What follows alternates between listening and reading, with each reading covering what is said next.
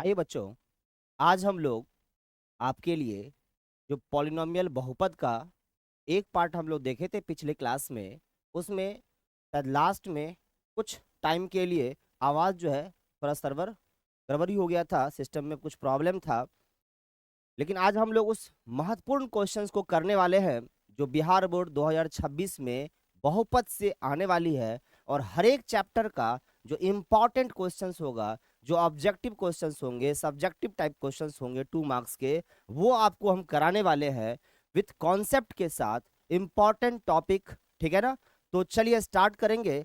हम लोग बहुपद का पिछले वीडियो में कॉन्सेप्ट देखे थे, बहुपद क्या है, उससे गुणांक, शून्यक, इन सभी चीज को समझे थे। और बहुत सारी छोटी छोटी चीजें अभी भी जानने के लिए बाकी है। तो आज हम लोग क्वेश्चंस के साथ करेंगे, क्योंकि समय कम है आपके पास और इस कम समय में आपको बेहतरीन तैयारी करनी है। तो आप लोग जरूर इस वीडियो को अच्छे से देखेंगे और इसका जो है लाभ उठाएंगे। आप लोग जो वीडियो है अभी आप लोग Jaiswal academy Patna YouTube channel पे देख पा रहे हैं। आप लोग इस वीडियो को शेयर करेंगे और जरूर इसको लाइक एंड सब्सक्राइब करेंगे। ठीक है ना? चैनल को चलिए आप लोग जरूर शेयर करेंगे इस वीडियो को। हम लोग स्टार्ट करेंगे आज का क्वेश्चंस और इस टॉपिक को आगे बढ़ाएंगे। जो महत्वपूर्ण क्वेश्चंस आपके लिए लाए हैं वो जरूर पिछले वीडियो में कंप्लीट नहीं था, तो आज हम लोग इसको कंप्लीट करेंगे। आप लोग रेडी हैं? तो चलिए स्टार्ट करते हैं। हम लोग पहला क्वेश्चंस, हम लोग कॉन्सेप्ट भी देखेंगे और साथ ही साथ जो है क्वेश्चंस भी बनाएंगे। ठीक है ना? तो बोर्ड एग्जाम में आने वाली सभी प्रश्न जो है आपका बहुपद से रिलेटेड वो आसानी से बनेगा। एक बार हम लोग स्टार्ट करके देखते हैं यहां से क्या क्या क्वेश्चंस है। सबसे पहला है, कौन सा निम्नलिखित बहुपद नहीं है? आप लोग बहुपद को पहचानने के लिए पिछले क्लास में अच्छे से समझे थे, सीखे थे कि कौन कौन ऐसा बहुपद नहीं है। शायद उसमें आवाज नहीं आई होगी, तो एक बार हम फिर से रिपीट कर देते हैं आपको कि कौन सा बहुपद नहीं होगा, कैसे आप पहचानेंगे। बहुपद को पहचानने के लिए सिंपल आपको करना क्या है, उस बहुपद में सभी पद में चर का घात को देखना है। चर का घात को देखना है, ठीक है ना? चर का घात अगर कोई माइनस में संख्या आती है, ठीक है ना, जिसको हम और ऋणात्मक पूर्णांक बोलते हैं, माइनस में अगर कोई भी घात आ जाता है तो निश्चित है वो बहुपद का पद नहीं होगा। ठीक है?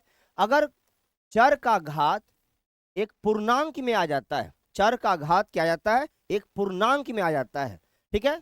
चाहे वो माइनस में हो चाहे वो प्लस में हो, पूर्णांक में अगर आ जाता है तो ये भी बहुपद नहीं होगा। ठीक है? और अगर बहुपद में चर का घात कोई भी अपरिमेय संख्या होती है तो भी वो जो है बहुपद नहीं होगा। अगर कोई भी बहुपद में उसका चर बाय में दिख जाए, आपको बाय में दिखने का मतलब हुआ अगर हम इसको लिखना चाहेंगे तो -1 लिखाएगा। सही है? अगर एक्स स्क्वायर लिखा हुआ है बाय में तो वो भी लिखाएगा x⁻⁻1। या फिर कोई भी द्विपदी त्रिपदी बहुपद क्यों ना आ जाए, अगर बाय में चर का मान आ रहा है तो वो भी आपका बहुपद नहीं होगा। जैसे ही आप दो चार बातें याद रखेंगे, चर का घात ऋणात्मक नहीं होनी चाहिए, चर का घात पूर्णांक फ्रैक्शन में भिन्न में नहीं होनी चाहिए, पूर्ण संख्या होनी चाहिए, सिर्फ 0 से लेके नंबर जो है वो पूर्ण संख्या है, 0 1 2 3। ठीक है ना?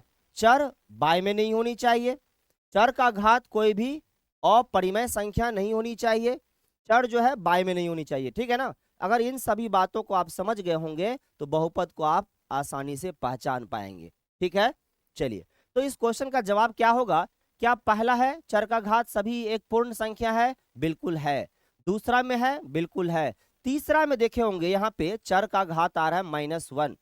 जो बच्चे बहुत ही ज्यादा वीक है, जो बहुत अच्छे से समझ नहीं पाए होंगे चैप्टर को, सिर्फ पढ़े होंगे, क्वेश्चंस बनाए होंगे लेकिन कॉन्सेप्ट नहीं क्लियर होगा, वो बच्चे, इनको दिक्कत होती है इसे पहचानने में, तो आप आसानी से पहचानेंगे ये आपका बहुपद नहीं है। सही है? चलिए, कॉन्सेप्ट भी बताएंगे, क्वेश्चंस भी बताएंगे। ठीक है ना? दोनों साथ साथ चलेगा, समझते जाइए साथ ही। अरे एक बहुपद है 4x² - 3x + 7 एक बहुपद है, तो इसका अधिकतम घातांक क्या होगा? आप लोग अच्छे से पढ़े थे, किसी भी बहुपद में चर का अधिकतम घात ही उस बहुपद का घात होता है, अधिकतम घात। ठीक है? चाहे उस बहुपद में जितने भी पद हो, उनमें से जिसका घात सबसे बड़ा होगा वही घात क्या कहलाएगा, बहुपद का घात। तो आपको दिख रहा होगा सबसे बड़ा घात 2 है, इसीलिए इसका आंसर क्या हो जाएगा, 2 हो जाएगा। ठीक है, समझिएगा क्वेश्चंस को भी। निम्नलिखित बहुपदों में से कौन सा तृतीय घात बहुपद है? तो जिस बहुपद का सबसे बड़ा घात अगर 3 है, 3 से छोटा नहीं हो सकता है, याद रखना है ना, 3 से बड़ा, 3 तो होगा।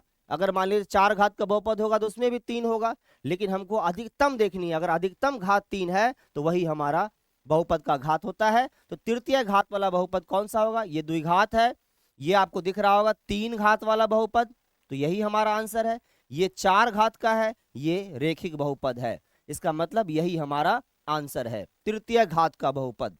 ठीक है, निम्नलिखित में से कौन सा द्विघात बहुपद है? द्विघात बहुपद में सबसे बड़ा जो घात होगा वो 2 होगा। तो देखिए इसमें सबसे बड़ा घात 2 है, ये आपका रेखिक बहुपद हो गया, ये आपका त्रिघात बहुपद हो गया, ये चतुर्थ घात का बहुपद हो गया, क्योंकि इसमें सबसे बड़ा घात 4 है।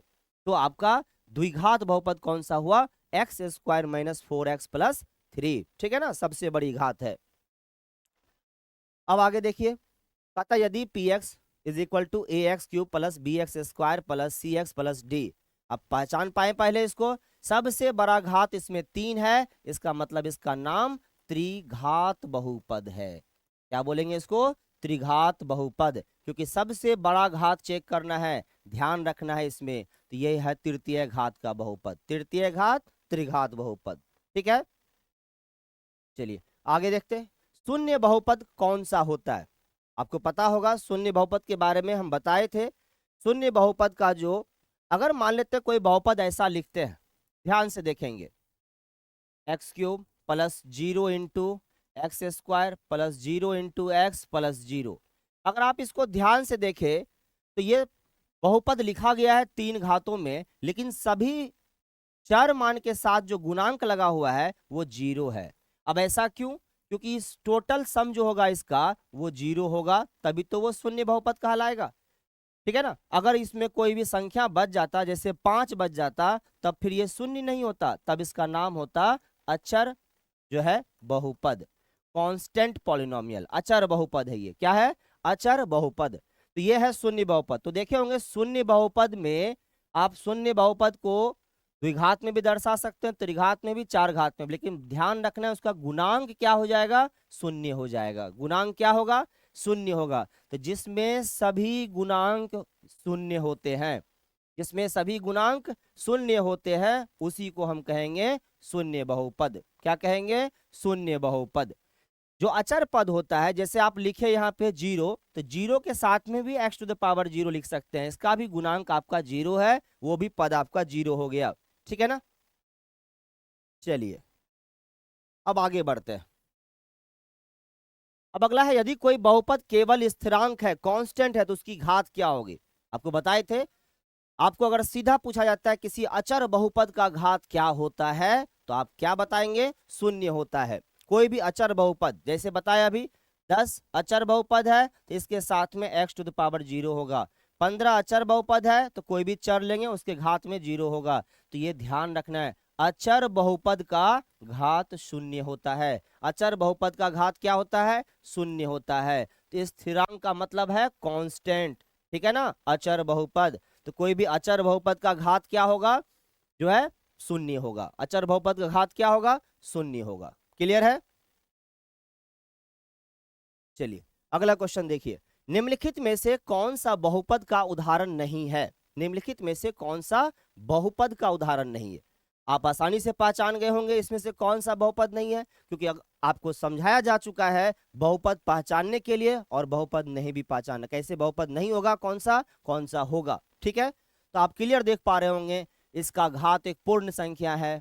इसका घात देखिए ध्यान से, चर का घात एक भिन्न है, फ्रैक्शन में है, और यही हमारा बहुपद नहीं है। ध्यान रखना है, ये तो बहुपद है, तो हमारा आंसर बी वाला हो जाएगा।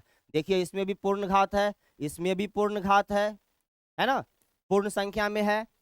यही एक ऐसा बहुपद है इसमें जिसमें चर का घात एक भिन्न है, इसीलिए इसको हम क्या कहेंगे? ये हमारा बहुपद का उदाहरण नहीं हो सकता है। चलिए, यदि बहुपद 5x cube plus 4x minus 7 को पुनः लिखा जाता तो इसका सही वर्गीकरण क्या होता? अगर इसको लिखते तो कितने घात का बहुपद है? 3 घात का बहुपद है। ठीक है, अगर हम इसको सजाएंगे किसी भी फॉर्मेट में तो सबसे बड़ा घात क्या है? 3 है, इसीलिए कौन सा होगा? त्रिघात बहुपद हो जाएगा। कौन सा बहुपद होगा? त्रिघात बहुपद होगा। फटाफट क्वेश्चंस को अगर आप पढ़ेंगे, जितना फास्ट करेंगे, कॉन्सेप्ट भी साथ में, क्वेश्चंस भी साथ में होते जाएगा, तो आपका जल्दीबाजी से क्वेश्चंस तैयार होगा। समय को कम जो है हम लोग खपत कर रहे हैं ताकि जल्द से जल्द जितने क्वेश्चंस हो सकते हैं आपके लिए लाए। हर एक चैप्टर का ऑब्जेक्टिव क्वेश्चंस आपके सामने लाएंगे। उसके बाद जो है 2 मार्क्स का क्वेश्चंस का भी सॉल्यूशन आप देखेंगे, फिर लॉन्ग क्वेश्चन को भी देखेंगे। बारी बारी से हम आपका हर एक जो है मैथ के टोटल क्वेश्चंस का जो है रिविजन करवाएंगे। फिर उसके बाद आपको जो है 1 शॉर्ट वीडियो भी मिलेगा जिसमें एक ही बार में जो है हम कई चैप्टरों का रिवीजन करवाएंगे, और इस तरह आपका तैयारी बहुत ही अच्छी हो जाएगी और आप लोग मैथ में 100 में 100 तक पहुंचने के जो है काबिल हो जाएंगे। बस आप लोग लगे रहिए, मेहनत कीजिए अच्छे से, ठीक है ना। चलिए अगला क्वेश्चन है, यदि P x x square minus 5x plus 6 है तो इसके शून्य क्या होंगे? ठीक है, शून्य अर्थात जीरोस क्या होंगे? अब आपके पास ध्यान रखना है, कई बार बच्चे को जो है बनाने में दिक्कत होता है। जब भी शून्य पूछा जाता है तो उसको जल्दीबाजी में हो सकता है कई बार मिस्टेक हो जाता है प्लस और माइनस में। आपके पास 2 रास्ता है इसको बनाने का। 2 रास्ता कैसे है? या तो जिसको सॉल्व करना आता है वो सॉल्व भी कर सकते हैं। मान लीजिए इसको सॉल्व करना है, 6 मल्टीप्लाई करके लाना है, इसको स्प्लिट कर देंगे, -3x और क्या हो जाएगा? माइनस में 2x, प्लस में क्या आ जाएगा? 6, -3 -2 -5 होता है और -3 इंटू -2 प्लस 6 होता है। तो x into x minus 3, 2 common लेंगे x माइनस 3, तो x माइनस 3 को बाहर कर लेंगे, x माइनस 2, यहां से x का आंसर आपका 3 आएगा, यहां से x का आंसर आपका 2 आएगा। 3 और 2 आपका सही आंसर हो जाएगा, मतलब 2 और 3 ये जो है आपका सही आंसर है। अब दूसरा तरीका क्या है इसको चेक करने का? इसका दूसरा जो तरीका है वो है कि आप क्या करें, इसका वैल्यू को इसमें पुट करके देखें। शून्य का मतलब होता है यदि इसमें चर का मान हम रखेंगे तो उस चर का मान रखने के बाद उस बहुपद का मान 0 आएगा, शून्य आएगा। सही है, बात समझ में आई आपको? अगर किसी बहुपद में चर का एक मान रखा जाए और एक ऐसा मान रखा जाए जिससे कि उस बहुपद का मान शून्य आए, कुल मान कितना आ जाए? शून्य आ जाए, तब आप कहेंगे कि वो जो वैल्यू है, वो जो मान है बहुपद का, उसको हम बहुपद का शून्यक कहेंगे। ठीक है, जीरोस ऑफ पॉलिनोमियल बोलेंगे। तो आप इसमें चेक भी कर सकते थे, 2 को रख के देखते तो 2 का स्क्वायर 4 माइनस 2 5 जा 10 प्लस 6, 6 प्लस 4 10, 10 माइनस 10 0 हो जाता। 3 रख के देखते, 3 का स्क्वायर 9, फिर माइनस 15 प्लस 6, 6 प्लस 9 15 माइनस 15, फिर 0 हो जाता। तो इस तरह आप देख पाए कि दोनों आंसर रखने के बाद 0 आ रहा है, यही हमारा आंसर होगा। और अगर किसी एक वैल्यू को रख के चेक कर भी ले थोड़ी देर के लिए तो अपने आप पता चल जाएगा। -2 को यहाँ रखेंगे तो -2 का स्क्वायर 4 होता है, -2 को यहाँ रखेंगे -5 इंटू -2 प्लस 10 हो जाएगा, प्लस 6, और प्लस का नंबर कभी भी 0 नहीं बनाएगा। सारे नंबर अगर प्लस है तो 0 नहीं बनाएगा, इसका मतलब ये नंबर जो है शून्यक नहीं हो सकता है, शून्यक नहीं हो सकता है। उसी तरह आप 1 को रखेंगे, -1 को रखेंगे तो आपको पता चल जाएगा कि ये जो है शून्यक है या नहीं है। या तो आप सॉल्व भी कर सकते हैं और आप इस तरह आंसर भी बता सकते हैं। ठीक है, इनमें से फास्ट बनाने का तरीका यही है। और आप अगर समझ पाए तो एक चीज और आपको बताएंगे कि आंसर आप कैसे समझेंगे। X square minus 5x plus 6 दिया हुआ है। अब इसका जो जीरोस होगा, क्योंकि हमको इन दोनों का मल्टीपल प्लस मिलाना, देखिए तरीका बता रहे हैं आपको। अब एक तरीका और भी आपके सामने ला रहे हैं। यहाँ जो आपका वैल्यू है वो 1 है और वहां जो है c के जगह पे +6 है। अगर दोनों को मल्टीप्लाई करें तो +6 आता है। इसका मतलब अगर हमको यहाँ जो भी नंबर आने वाला है उसका मल्टीपल जो है वो 6 आना चाहिए। इसका मतलब ये हो गया कि यहाँ जो भी नंबर होगा, चूंकि माइनस में है तो प्लस और माइनस तो हो ही नहीं सकता है, क्योंकि अगर प्लस और माइनस हुआ तो मल्टीपल तो माइनस में आएगा, प्लस तो आ नहीं सकता है। इसका मतलब हुआ कि प्लस और माइनस नहीं आएगा। आप समझेंगे थोड़ा आराम से, कोई दिक्कत नहीं है। यहाँ आपका प्लस, यहाँ भी प्लस, तो मतलब रिजल्ट चाहिए प्लस में। और प्लस आने का हमारे पास दो ही ऑप्शन है। वो ऑप्शन ये है, यहाँ जो भी वैल्यू होगा वो माइनस में और माइनस में आएगा, चाहे प्लस में प्लस में आएगा।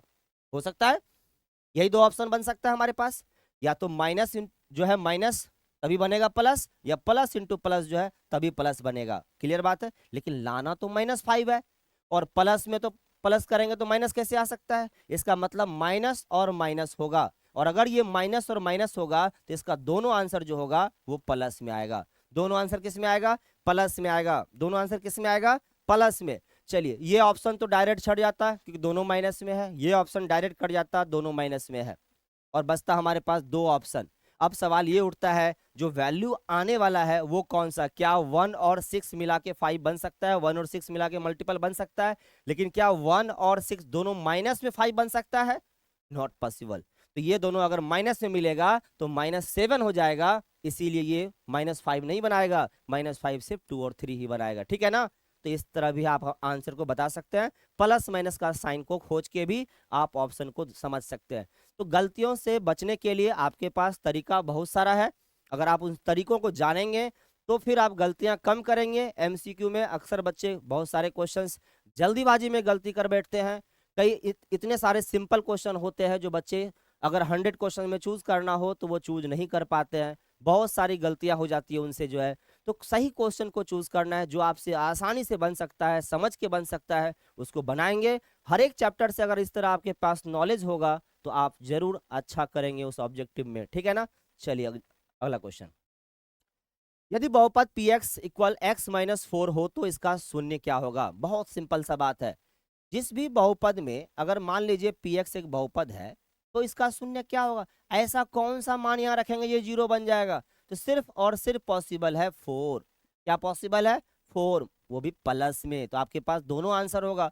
थोड़ा सा भी मिस्टेक करेंगे आप चले जाएंगे। तो x का वो मान रखना है जिससे कि ये पूरा 0 बन जाए। अगर ऐसे भी दिमाग में नहीं आया तो जो बहुपद दिया रहेगा उसके बराबर आप 0 पुट कीजिए और x का आंसर निकाल दीजिए। -4 राइट साइड जाएगा, 0 + 4 4 हो जाएगा। आप ऐसे भी सॉल्व कर सकते हैं। सिंपल था तो डायरेक्ट भी पुट कर दिए वैल्यू। अगर आपको सॉल्यूशन करना है तो जिस बहुपद का शून्य ज्ञात करना हो उस बहुपद के सामने आप 0 लगाएंगे और फिर वहां से x का वैल्यू निकालेंगे तो आप पाएंगे वहां से x का आंसर, जो कि हमारा x का वैल्यू 4 है। ठीक है ना? चलिए आगे बढ़ते हैं। अगला क्वेश्चन है, यदि P2 = 0 हो तो इसका क्या अर्थ है? अब आपको पता होना चाहिए किसी भी बहुपद में अगर px एक बहुपद है, ax² + bx + c, ये जिसको हम द्विघात बहुपद कहेंगे। क्या कहेंगे इसको? द्विघात बहुपद कहेंगे।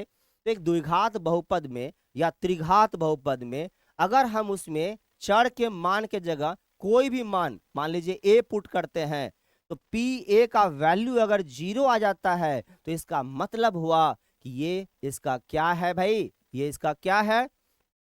जैसे दो बहुपद का शून्यक है। दो बहुपद का क्या है? शून्यक है, क्योंकि 2 के मान रखने से इस बहुपद का मान 0 आ गया। तो इस a को हम यहाँ पे क्या कहेंगे? ये हमारा शून्यक है। a को हम क्या कहेंगे? ये हमारा शून्यक है। आया बात समझ में? तो ये हमारा आंसर हो जाएगा। और एक बात बताते हैं, अगर आप इसमें मान रखे, मान लीजिए इस x के जगह पे कोई ऐसा वैल्यू रखे तो 0 आ गया, तो अब आपको पूछेगा इनमें से x - a क्या कहलाएगा? तो x - a इस बहुपद का एक गुणनखंड होगा, टुकड़ा होगा। क्या हो जाएगा? गुणनखंड होगा। आया बात समझ में? गुणनखंड होगा। a आपका शून्यक है तो x - a, ठीक है ना? a वैल्यू तब होता है जब x - a = 0, तो x = क्या हो जाता है? a। और अगर x + a = 0 तो x = -a। अगर -a किसी बहुपद में शून्यक बनता है तो इसका मतलब उसका गुणनखंड x + a है। और अगर +a आपका गुणनखंड का शून्यक, उस बहुपद का शून्यक बनता है, तो उसमें x - a उस बहुपद का गुणनखंड होता है। जैसे आपको सीधा पूछेगा तो आप सीधा सीधा सिंपल याद रखेंगे। 2 अगर बहुपद का शून्यक है तो तुरंत, अगर x में बहुपद है तो याद रखेंगे x - 2 उसका क्या होगा? गुणनखंड होगा। अगर 3 बहुपद का शून्यक है तो आप बोलेंगे x - 3 उस बहुपद का गुणनखंड होगा। अगर बोला जाएगा 5 जो है, 5 क्या है? उस बहुपद का शून्यक है, तो आप पाएंगे कि x - 5 जो है क्या है? उस बहुपद का गुणनखंड है। क्या है? x - 5 जो है क्या है? उस बहुपद का गुणनखंड है। और अगर मान लीजिए पूछा जाए -6 बहुपद का शून्यक है तो क्या बोलेंगे आप, x + 6 बहुपद का गुणनखंड है। डायरेक्ट आंसर दिमाग में लाएंगे, ठीक है ना, जितना फास्ट आप सोच सकते हैं। -7 बहुपद का गुणनखंड है तो बोलेंगे आप x + 7 जो है, -7 अगर शून्यक है तो आप बोलेंगे x + 7 बहुपद का गुणनखंड है। सही है। चलिए अगला क्वेश्चन चलते हैं। जहां से भी क्वेश्चन बनेगा आप ध्यान से समझेंगे, एक क्वेश्चन के साथ साथ सारी बातें हम लोग क्लियर करेंगे। px इक्वल लिखा है x² - 4x + 7, तो p3 का मान क्या होगा। सिंपल सा बात बोला जा रहा है, x के जगह आपको क्या रखना है, 3 रखना है। ध्यान से, इस तरह क्वेश्चंस कई बार आता है। px का दिया हुआ है, इसका मतलब यहां बोल रहा है p3, p3 का मतलब हुआ कि x के जगह पे आप क्या पुट करेंगे, 3 पुट करेंगे। तो x के जगह रखेंगे 3 का स्क्वायर माइनस 4 × 3 + 7, 3 का स्क्वायर 9 - 12 + 7, 9 + 7 पॉजिटिव को पहले ऐड कर देंगे प्लस को, तो 16 - 12 दैट इज 4, मतलब आंसर क्या आएगा, 4 आ जाएगा। आया बात समझ में। तो जब भी आपको कोई बहुपद दिया रहेगा, उस बहुपद में अगर कोई मान रखना है, जैसे माइनस में, प्लस में, p3, p-2, p-5 या p हाफ रखना हो, माइनस हाफ रखना हो, तो बस आप x के जगह पुट करेंगे और सही से इसका अगर कैलकुलेशन कर लेंगे तो आपका आंसर 100% सही आएगा। सही है। चलिए अगला क्वेश्चन आपके सामने, द्विघात बहुपद का ग्राफ किस रूप में होता है। आप लोग बहुपद का ग्राफिकल रिप्रेजेंटेशन बहुत अच्छे समझे होंगे। ग्राफीय संबंध क्या है, बहुपद का शून्यक और उसके गुणांक में क्या संबंध है, एक बार इसको आप जरूर समझिए। सबसे पहले समझिए, इतना सिंपल सा बात समझा देते हैं आपको, कहीं कुछ करना नहीं है। यदि किसी बहुपद का ग्राफ एक्स एक्सिस को कट करता है, तो एक्स एक्सिस को कट करने का मतलब है कि वो एक्स, ये अगर एक्स अक्ष है तो एक्स अक्ष को काट रहा है, इसका मतलब हुआ कि इस बहुपद का एक शून्यक है, इस बहुपद का एक शून्यक है। बात समझ में आ गया होगा। अगर एक्स एक्सिस को, एक्स अक्ष को ग्राफ एक बार काटेगा, इसका मतलब एक शून्यक है। अगर ग्राफ 2 बार काटता है, इसका मतलब 2 शून्यक है। एक्स अक्ष को जितनी बार ग्राफ काटेगा, एक्स अक्ष को बहुपद का ग्राफ जितनी बार कट करेगा, समझ लीजिए वही उसके शून्यकों की संख्या होती है। इसका मतलब हुआ कि इसमें जो शून्यक छिपा है वो x का वैल्यू होगा, वो वैल्यू जिसके लिए y का वैल्यू 0 बन जाएगा। ठीक है ना। अगर कोई बहुपद का मान रखेंगे x का वैल्यू, उसके लिए y 0 हो जाता है, तो समझ लिए वही उसका शून्यक है। तो अगर हम एक बार कट करेंगे तो एक शून्यक, 2 बार होगा तो 2 शून्यक। सही है। तो ये जो लाइन खींचे है स्ट्रेट लाइन, ये बताता है ये एक रेखिक बहुपद का ग्राफ है। ठीक है ना।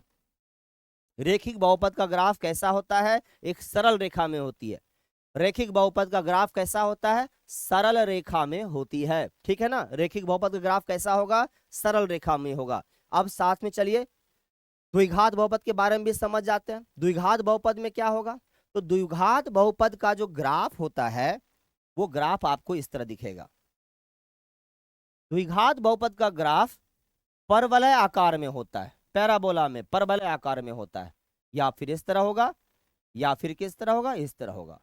अब आपको एक देख रहे होंगे आप, एक ऊपर से खुला हुआ है, एक जो है नीचे की तरफ से खुला हुआ है। ठीक है ना। एक ऊपर से खुला हुआ, एक नीचे से। तो आप कैसे समझेंगे, इसके लिए भी एक कॉन्सेप्ट है। अगर कोई बहुपद ax² + bx + c लिखा हुआ है और उसमें से a का मान, यहां जो मान आएगा वो 0 से बड़ा है, 0 से बड़ा है, 0 तो लेंगे नहीं, बहुपद ही खत्म हो जाएगा वहां से। तो a 0 से अगर बड़ा मान आता है, प्लस में आता है, किस में आता है, प्लस में आता है, तो समझ लीजिए ये ऊपर से खुला हुआ होगा। कहां से खुला होगा, ऊपर से खुला हुआ होगा। आया बात समझ में। यहाँ वैल्यू अगर 1 आ जाए, 2 आ जाए, 3 आ जाए, 4 आ जाए, 5 आ जाए, 6 आ जाए, 7 आ जाए, कुछ भी लिखा हो एक जगह पे, 0 से बड़ा हो, तो समझिए ऊपर की तरफ से खुला हुआ ग्राफ होगा। ठीक है ना। और अगर a का वैल्यू 0 से छोटा आ गया, a का वैल्यू अगर 0 से छोटा आ गया, 0 से छोटा मतलब माइनस में आ गया, a का वैल्यू की जगह पे आपको -2, -3, -5, -10 कुछ भी लिखा हुआ होगा, तो माइनस में आ गया, तो ग्राफ जो है नीचे की तरफ जो है खुला हुआ होगा। ठीक है। और साथ ही साथ जो ग्राफ है वो परवलय आकार में है। कैसा है? तो जो द्विघात बहुपद का ग्राफ होता है वो परवलय आकार में होती है, पैराबोलिक होती है, परवलय आकार में होती है। और रेखिक बहुपद का ग्राफ कैसा होता है? सरल रेखा में होती है, स्ट्रेट लाइन में होती है। ये बात भी समझ में आ गया होगा आपको। अब आगे और अगर हम बात करें तो हम ये देखेंगे कि अगर मान लेते हैं ये है एक्स अक्ष और ग्राफ जो है एक्स अक्ष को काटा ही नहीं, इसका मतलब शून्यकों की संख्या 0 होगी। अगर किसी बहुपद का ग्राफ एक्स अक्ष को नहीं काटता है तो समझ लेंगे उस बहुपद के शून्यकों की संख्या 0 होगी, शून्य होगी। ठीक है ना?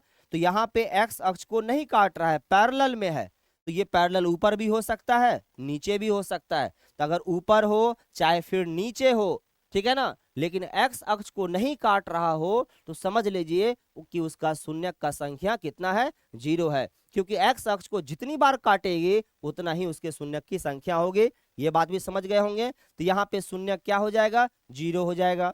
ये परवलय आकार में कब होगा? द्विघात बहुपद का ग्राफ या तो ऊपर की तरफ खुला होगा या नीचे की तरफ होगा। कंडीशन आप समझ गए होंगे बढ़िया से। चलिए, इतनी बात समझ गए होंगे तो अब क्वेश्चंस को समझते हैं। द्विघात बहुपद का ग्राफ किस रूप में होता है? अब तो आपको पता चल ही गया होगा, एक परवलय आकार में होता है, पैराबोलिक होता है। ठीक है ना? आगे बढ़िए। अब है किसी द्विघात बहुपद ax square plus bx plus c के शून्य अल्फा और बीटा है तो उसका योग क्या होगा?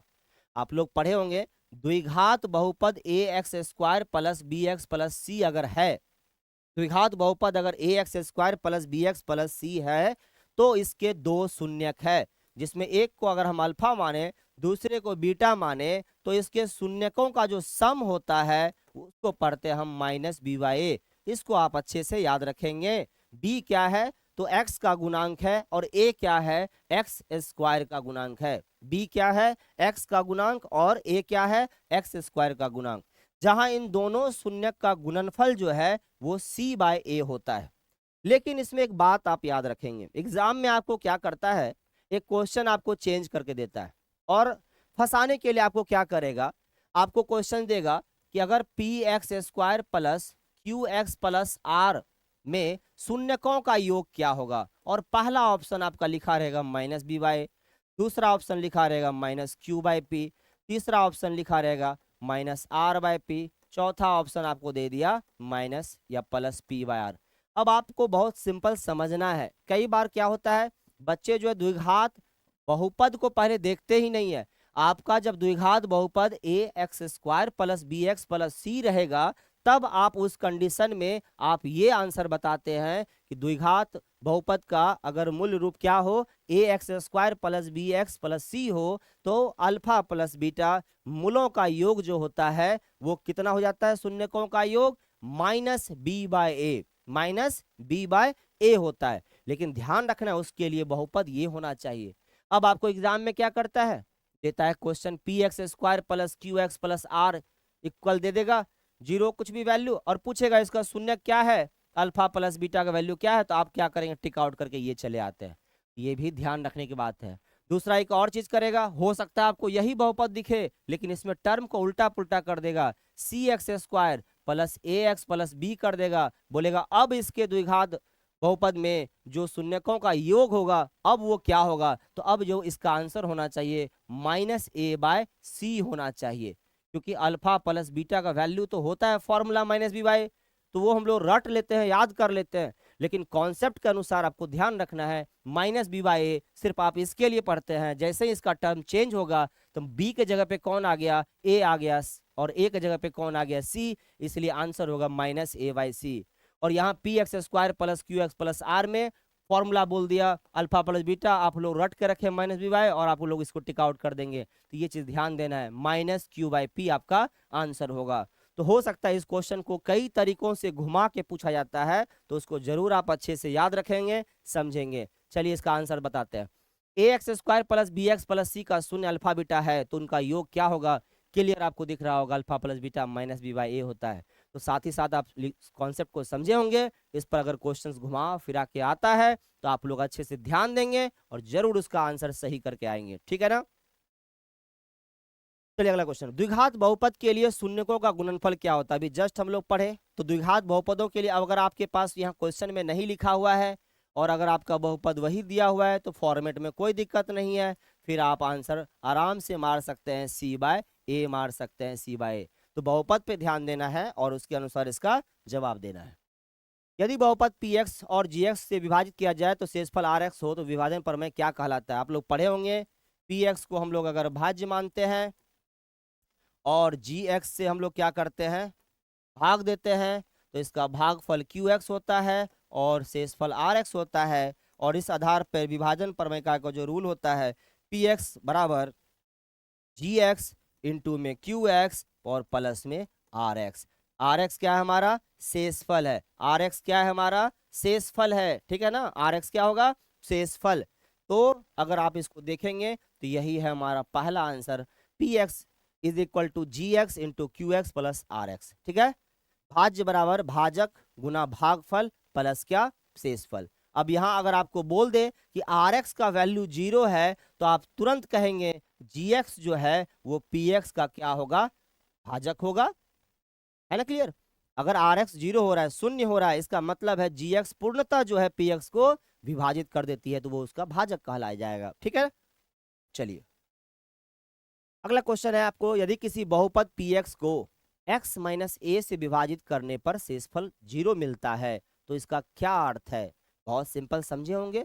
अगर ये x माइनस ए से विभाजित करे और शेषफल 0 मिल जाए तो इसका मतलब क्या हुआ?